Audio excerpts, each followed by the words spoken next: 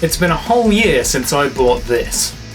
The Sterling by Musicman JP157, and it's actually become one of my most used guitars in my library, but for a reason that I didn't see coming.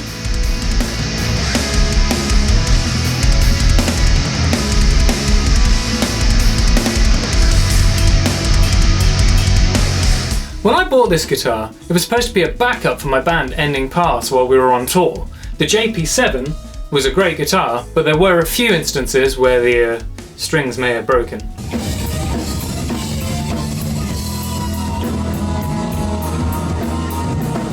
But for the following weeks, it wouldn't really get used very much. I'd find myself reaching for the JP7 when I was going to practice. And then, this. This is literally the Dark Souls of guitar tab literature.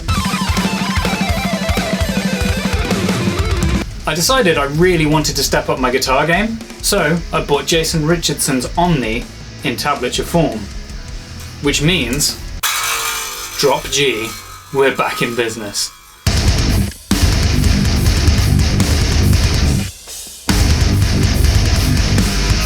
I could not believe how the pickups responded to the bottom end. Alongside the Messer and the Precision Drive, the sludgy cobalt strings kicked some serious ass, and the lead tone on the neck position remained crystal clear and yet full of character. I fell in love with her all over again. The satin finish on this guitar has held up really well too. I've had some cheaper models with the satin finish on before, where your picking hand will kind of gloss over this area of the guitar, and as you can see, there's barely anything there at all. No complaints with the electronics either. A battery for the active boost circuit will last a good few months, and I've had no reason to look inside this guitar for the time I've had it. The neck feels just as lovely as day one, and has required barely any tweaking to keep the intonation healthy. Locking machine heads are still smooth, with plenty of grip, and the nut was easy to file for the thicker gauge string.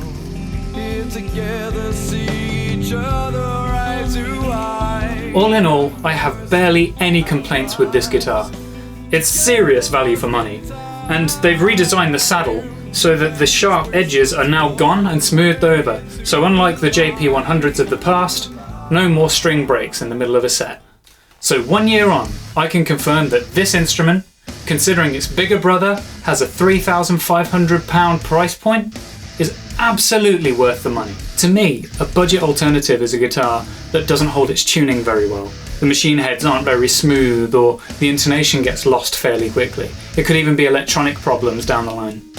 But Sterling really have knuckled down and found the alternative that's not as expensive to produce, but still feels premium. That for me is absolutely priceless. So if you've been considering it but been put off by the price tag, seriously, go and try one. They are cool. So if you've been here for a while, or you've been through the videos on my channel, you'll notice that there's been a lot of original music here. This is because I've been working towards this.